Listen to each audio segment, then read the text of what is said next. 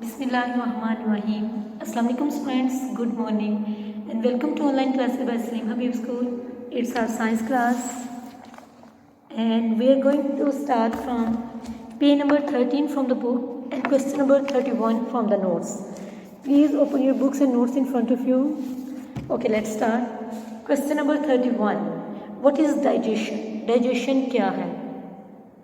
Digestion को अगर उर्दू में एक्सप्लेन करें तो ये जो हम लोग खाना खाते हैं, कोई भी जो फूड हम खाते हैं वो ब्रेक डाउन होती है छोटे छोटे पार्ट्स में, फिर आगे जाके क्या करती है हमारी बॉडी का पार्ट बनती है, उससे हमें जो एनर्जी मिलती है एक्चुअली वो क्या होती है डाइजेशन। डाइजेशन की अगर डेफिनेशन देखें, it is the break down of food. किस फूड को ब्रेक डाउन करना? इनसॉल्युबल फूड को, वो फूड जो पहले सोल्युबल नहीं थी। अगर हम डायरेक्टली कहें जो फूड है वो डायरेक्टली हमारे ब्लड का पार्ट बन जाएगी हमारी बॉडी के, नहीं, वो इनसोल्युबल है। हमने उसे ब्रेक डाउन करना है, उसे सोल्युबल फूड में कन्वर्ट करना है। सोल्युबल में जब कन्वर्ट हो जाएगी तब वो हमारी बॉडी का पार्ट बनेगी, हमारी बॉडी के लिए यूजफुल होगी। अंडरस्टैंड? और ये जो ब्रेक डाउन होती है इनसोल्युबल से सोल्युबल से, इनसोल्युबल से सोल्युबल में, ये किसकी वजह से होती है? एंजाइम्स की वजह से। एंजाइम्स हमारे फूड को ब्रेक डाउन करते हैं, छोटे छोटे पार्ट्स में डिवाइड करते हैं, उनकी डाइजेशन करते हैं, उनकी एब्जॉर्प्शन करते हैं, फिर वो हमारी बॉडी का पार्ट बनती है, फिर वो हमारे लिए यूजफुल है। अंडरस्टैंड? अब ये एंजाइम्स क्या हैं? एंजाइम्स सिंपली क्या हैं? केमिकल्स हैं जो अल्लाह ताला ने हमारी बॉडी के अंदर बिल्ट इन रखे हैं, हमारे क्या हैं पैदाइशी रखे हुए हैं, वो हमारे फूड को ब्रेक डाउन करते हैं। सिंपली एंजाइम्स का फंक्शन क्या है? ब्रेक डाउन को, जो डाइजेशन का प्रोसेस हो रहा है उसे क्या करना? ईजी बनाना, जल्दी करना, जल्दी थोड़े से टाइम में डाइजेशन का प्रोसेस करना। ये देखिए, हम लोग सुबह को खाना खाते हैं, दोपहर तक हमें भूख लग जाती है कि इवन कुछ लोगों का जो डाइजेशन का सिस्टम फास्ट होता है उन्हें कुछ आवर्स के बाद ही भूख लग जाती है। क्यों? क्योंकि उनके एंजाइम्स इतने प्रॉपर्ली फंक्शन करते हैं, वो फूड को इतनी जल्दी ब्रेक डाउन कर देते हैं, ब्रेक डाउन करके छोटे छोटे पार्ट्स में डिवाइड करके उसे बॉडी के क्या कर देते हैं? पार्ट बना देते हैं, और हमारा स्टमक क्या हो जाता है? दोबारा से एम्प्टी हो जाता है, दोबारा से उसे फूड चाहिए। एंजाइम्स की एग्जाम्पल इसी तरह है जिस तरह मशीन्स हैं। पहले टाइम में लोग क्या करते थे? पैदल एक जगह से दूसरी जगह जाते थे, साइकिल पे जाते थे, वो क्या लगता था? थोड़ा टाइम ज़्यादा लगता था, काफ़ी घंटे दिन लग जाते थे इवन एक जगह से दूसरी जगह जाते। अब क्या हो गई? मशीन्स, कार्स आ गई हैं, एडवांस उनकी क्या कहती है? स्पीड टाइम ज़्यादा है, वो कुछ जो घंटों का सफ़र होता था वो मिनटों में कवर हो जाते हैं, दिनों का सफ़र घंटों में हो जाते हैं। मशीन्स ने क्या किया? जो सपोज व्हीकल्स हैं उन्होंने क्या किया? हमारे काम को आसान कर दिया, कहाँ ज़्यादा टाइम का काम कम में कर दिया, हमारे टाइम को सेव कर दिया। इसी तरह अल्लाह ताला ने हमारी बॉडी में बिल्ट इन एंजाइम्स, केमिकल्स रखे हैं जो कि हमारी हर प्रोसेस को क्या करते हैं? स्पीड अप करते हैं, तेज़ करते हैं जैसे। अंडरस्टैंड? अदरवाइज एंजाइम्स ना हो, जो हम एक दफ़ा फूड खाएंगे इवन हमें 2-3 दिन लग जाएंगे उन्हें डाइजेशन करने में without enzymes. Okay, now question number 32। What are the parts of digestion? Digestion के कौन से पार्ट्स हैं? इधर जनरली लिखे हुए हैं। First one is mouth, food pipe, stomach, small intestine and large intestine. इसके जो मेन पार्ट है डाइजेशन के, माउथ से हम लोग फूड को इंटेक करते हैं। फर्स्ट पार्ट क्या है? माउथ। उसके बाद क्या है? हम डिटेल में नेक्स्ट पढ़ेंगे, लेकिन अब जनरली बता रही हूँ। उसके बाद फूड हमारे पास होती है फूड के नाल से, फूड के नाल को बोलते हैं इसोफेगस। इसोफेगस से हमारे स्टमक में जाएंगी, जहाँ ये जाके क्या होगी? डाइजेस्ट होगी। स्टमक से क्या होगी? स्मॉल इंटेस्टाइन में जाएगी, स्मॉल इंटेस्टाइन में जितनी डाइजेशन रह गई होगी वो कंप्लीट होगी। उसके बाद क्या होगी? लार्ज इंटेस्टाइन में जाएगी, वहाँ से क्या होगी?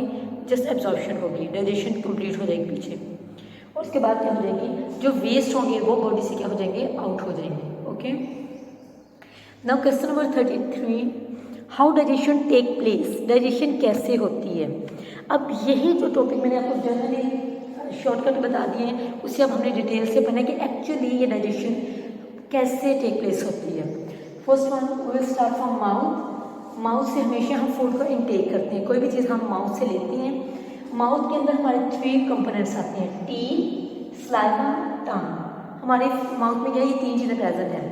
अब टीथ का काम क्या है? ब्रेक डाउन करना। एक फूड का वाला लेते हैं हम लोग, वो बड़ा होता है, टीथ उन्हें ब्रेक करके छोटे छोटे पार्ट्स में डिवाइड करते हैं।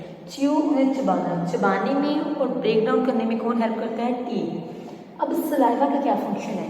सलाइवा सिंपली क्या है? एक वाटरी सब्सटेंस है या वाटरी सिक्रीशन है जो कि हमारे माउथ में प्रेजेंट होती है। सलाइवा भी एक्चुअली क्या है? एक इंजाइम ही है, एक केमिकल है, ये हमारी फूड को क्या करता है, सॉफ्ट। अगर मुंह में सलाइवा ना हो, जस्ट खुश्क वाला खाएं फूड का, तो उसे डाइजेस्ट करना बहुत मुश्किल होता है। सलाइवा क्या करता है, फूड को लुब्रिकेंट के तौर पे एक्ट करता है। लुब्रिकेंट होता है किसी चीज़ को सॉफ्ट कर देना, अंडरस्टैंड, लुब्रिकेंट के तौर पे एक्ट करता है, और ये स्वॉलिंग में हेल्प करता है, चबाने में, जो हम निगलने आगे लेके जाना है। खुश्क वाला निगलना मुश्किल होता है, ये सलाइवा की वजह से थोड़ी सी उसमें मॉइस्ट आ जाती है, सॉफ्ट हो जाते हैं, उससे नहीं स्वॉलो करना हमारे लिए होते हैं ईजी होते हैं। Okay, next one is tongue. Tongue का क्या फंक्शन है, टंग का फंक्शन है मिक्स करना, किस चीज़ को, फूड को मिक्स करना सलाइवा के साथ, अंडरस्टैंड। फूड हमारी क्या सॉलिड फॉर्म में है, उससे हमने सलाइवा के साथ मिक्स करके सॉफ्ट बनाना है, फिर उसे स्वॉलो करना है। टंग की मूवमेंट की वजह से फूड पीछे को मूव भी करती है, जो हमारे फूड के नाम में जा रहा है ना, इससे ये एक्चुअली किसकी वजह से रहती है, टंग की मूवमेंट। टंग हम खाना खाते हैं, हम टंग को आगे पीछे घुमाते हैं, इसकी मूवमेंट की वजह से हमारी फूड बैकवर्ड मूव करती है हमारे फूड के नाम की तरफ, अंडरस्टैंड। इधर तक ये हमारे माउथ के फंक्शंस हो गए। उसके बाद फूड ने पास होने हैं फूड कैनाल और इसोफेगस। फूड कैनाल को क्या बोलते हैं, इसोफेगस। इसका जस्ट फंक्शन ये है कि सिर्फ फूड को पास करना है, अपने अंदर से गुजार के स्टमक तक लेके आना है, अंडरस्टैंड। नेक्स्ट फूड स्टमक में पहुंच जाएगी। अब स्टमक का मेन काम डाइजेशन का है। माउथ से डाइजेशन स्टार्ट हो गई है, डाइजेशन कहाँ से स्टार्ट होती है, माउथ से ही। और एक इंटरेस्टिंग बात आपको बताऊं, जितनी कार्बोहाइड्रेट्स, जो ब्रेड रोटी वगैरह हम लोग खाते हैं, उनकी डाइजेशन माउथ से ही स्टार्ट हो जाती है, अंडरस्टैंड। इसीलिए कहते हैं कि एक नवाले को 32 टाइम्स च्यू करना चाहिए। क्यों, क्योंकि जितना नवाला हम ज़्यादा ब्रेक करेंगे, तोड़ेंगे उस चीज़ को, उतनी उसकी डाइजेशन क्या होगी, अच्छी होगी, वो हमारी बॉडी का पार्ट बनेगा, उसके जितने कंपोनेंट्स होंगे, अंडरस्टैंड। कार्बोहाइड्रेट्स फूड की डाइजेशन माउथ से स्टार्ट हो जाती है, प्रोटीन फूड जो होती है उनकी डाइजेशन माउथ में नहीं होती। इसीलिए अगर सपोज आप मीट का पीस खा भी रहे हैं, मीट के पीस को ज़्यादा ना भी चबाएं, जस्ट इतना चबा लें कि निगल लें आप, फायदा सही है, कोई नुकसान नहीं है आपको, क्लियर है, क्योंकि उसकी डाइजेशन माउथ में होने ही नहीं है, उसके एंजाइम्स माउथ में नहीं है। हमेशा प्रोटीन फूड को ना भी मुंह में इतना चबाएं, कोई नुकसान नहीं होता, लेकिन कार्बोहाइड्रेट्स फूड को माउथ में च्यूइंग ज़्यादा करनी चाहिए। एक रिसर्च के अकॉर्डिंग 32 टाइम्स एक वाले को चबाना चाहिए, ताकि उसके जितने कंपोनेंट्स हैं, जितने भी न्यूट्रिएंट्स हैं, वो ब्रेक डाउन हो, वो हमारी बॉडी का पार्ट बने, वो हमें उस फूड का हमें फ़ायदा पहुँचे, अंडरस्टैंड। इसके बाद स्टमक का पूछे थे हम लोग। स्टमक के एक जूस होता है गैस्ट्रिक जूस। जैसे माउथ की सिक्रेशन क्या है, सलाइवा, माउथ में एंजाइम्स प्रोसेस है सलाइवा। अब स्टमक की लाइनिंग से, ये देखिएगा स्टमक है ये वाला, अब वो फूड इधर पास होकर आ गई है स्टमक, ये इधर पहुंची, ये इसकी जो लाइनिंग है ये वाली, इससे क्या होता है, एंजाइम सिक्रेट होता है, उससे हम बोलते हैं गैस्ट्रिक जूस। जैसे हमारे माउथ की आपने देखें तो इर्द गिर्द की लाइनिंग से ही सलाइवा प्रोड्यूस होता है, इर्द गिर्द की जो लेयर होती है ना, उससे क्या होता है, सलाइवा प्रोड्यूस होता है। इन द सेम वे ये जो स्टमक है, इसकी लाइनिंग क्या करती है, एंजाइम प्रोड्यूस करती है, उससे बोलते हैं गैस्ट्रिक जूस। गैस्ट्रिक जूस का फंक्शन क्या है, डाइजेशन करना, किस फूड की, प्रोटीन फूड की डाइजेशन, अंडरस्टैंड। कार्बोहाइड्रेट्स फूड की डाइजेशन भी होती है, लेकिन उसकी डाइजेशन माउथ से स्टार्ट हो जाती है। आधी डाइजेशन माउथ में होती है और आधी जाके होती है स्टमक में। स्टमक में मेन जो डाइजेशन होती है वो प्रोटीन की होती है, अंडरस्टैंड। इधर डाइजेशन किसकी होती है, प्रोटीन फूड की। जितनी भी हम फूड जिसमें प्रोटीन है उसकी डाइजेशन की होगी, स्टमक में होगी, स्टमक में डाइजेशन होगी। नेक्स्ट पास करेगी फूड स्मॉल इंटेस्टाइन में। स्मॉल इंटेस्टाइन में फूड की जितनी फूड की डाइजेशन रहती थी, सपोज प्रोटीन फूड या कार्बोहाइड्रेट्स फूड में कुछ डाइजेशन रह गई, तो वो अब किसमें आगे होगी, स्मॉल इंटेस्टाइन में। स्मॉल इंटेस्टाइन खुद डाइजेशन तो करेगा, इसके साथ साथ इसमें लीवर क्या है, ये देखिए लीवर एक ऑर्गन है, ये वाला लीवर से आएगी सिक्रेशन, लीवर का एक एंजाइम आएगा बाइल। बाइल क्या है, एंजाइम का नहीं, वो स्मॉल इंटेस्टाइन में आएगा, वो करेगा लिपिड्स फूड, जो फैट फूड होती है ना, जो भी जिसमें फैट हो, चिकनाई हो, उन फूड की डाइजेशन किसने करनी है, बाइल में। वो कहाँ से आएगा, लीवर से। लीवर से आएगा स्मॉल इंटेस्टाइन में, डाइजेशन में हेल्प करेगा, जितने लार्ज मॉलिक्यूल्स हैं ब्रेक डाउन करके स्मॉल मॉलिक्यूल्स में कन्वर्ट करेगा, ओके। इसके अलावा पेंक्रियास, पेंक्रियास एक है, ये भी इधर ऑर्गन है, ये देखिए ड्रॉ किया, ये पेंक्रियास स्टमक के बिल्कुल बैक साइड पे होते हैं, इसलिए नजर नहीं आ रहा है। पेंक्रियास, पेंक्रियास से एक जूस निकलता है पेंक्रियाटिक जूस। पेंक्रियाटिक जूस जो है वो भी स्मॉल इंटेस्टाइन में जाएगा, जितनी डाइजेशन रहती होगी उसमें हेल्प करेगा। इसके बाद जो फूड है वो क्या होगी, अगर तो सपोज सारे फूड स्मॉल इंटेस्टाइन में होती है ना कि विलाई होती है, ये इनकी फिंगर लाइक प्रोजेक्शन होती है ऐसे, स्मॉल इंटेस्टाइन में ये होती है फिंगर लाइक प्रोजेक्शन, इनकी चीज़ें होती है ब्लड वेसल्स, समझ आइए, ये ब्लड वेसल। फूड डाइजेशन होगी जिस फूड की, उसको ब्लड में क्या करना है, एब्जॉर्ब कर लेना है, अपने अंदर ले लेने, वो ब्लड का पार्ट बन जाएगी फूड हमारी। अब अगर जो फूड रहती, अब सारे फूड तो हम ब्लड में ऐड नहीं करेंगे, जितनी हमारे ब्लड को जरूरत होगी वो उतनी ले लेगा, अदरवाइज बाकी फूड जो होगी वो कहाँ चली जाएगी, पैंक्रियाज में, वो कहाँ, सॉरी पैंक्रियाज में, लीवर में जाएगी, सॉरी लीवर में जाएगी, लीवर में क्या होगी, वो स्टोर हो जाएगी फूड। एक्सेस फूड जो कि ब्लड का पार्ट नहीं बनेगी वो कहाँ जाके स्टोर हो जाएगी, लीवर में, अंडरस्टैंड। लीवर का एक फंक्शन ये भी है कि store extra food, storage house से बोलते हैं लीवर को। पैंक्रियाज में जो है पैंक्रियाटिक जूस दिया, इसने सिंपली डाइजेशन में हेल्प करनी, डाइजेशन की प्रोसेस को फास्ट करना है, अंडरस्टैंड। उसके बाद जितनी फूड बच जाएगी कुछ ब्लड का पार्ट बन के एब्जॉर्ब होगी, इधर से जितनी एब्जॉर्ब होनी होगी।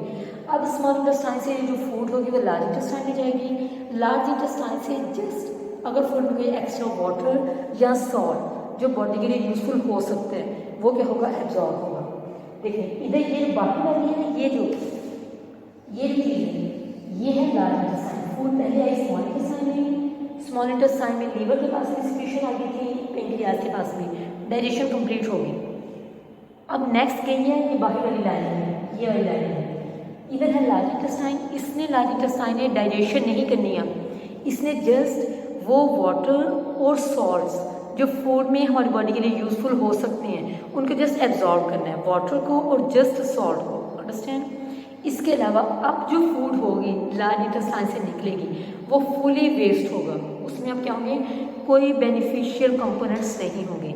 अब ये लार्ज इंटेस्टाइन से फूड निकलेगी, ये हमारी बॉडी के लिए वेस्ट है, ये हमारी बॉडी से एनएस के थ्रू, एनएस ऑप्टिकम बोलते हैं, एनएस के थ्रू हमारी बॉडी से आउट हो जाएगी। और फूड जो वेस्ट है बॉडी में स्टोर किस में होता है, रेक्टम में, थोड़ी देर के लिए रेक्टम में स्टोर होता है, अदरवाइज क्या हो जाता है, बॉडी से रिमूव हो जाते हैं, अंडरस्टैंड।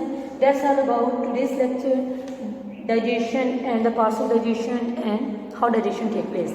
अब स्टूडेंट्स आपका होमवर्क डायरी ये है कि आपने ये तीनों क्वेश्चंस लर्न करने हैं और उन्हें अपनी डायरी पे, अपनी नीट कॉपीज़ पे लिखना भी है, ओके। अगर कोई भी कन्फ्यूजन है तो आप ग्रुप में क्वेश्चंस पूछ सकते हैं, understand. Okay, thank you so much, अल्लाह हाफिज़।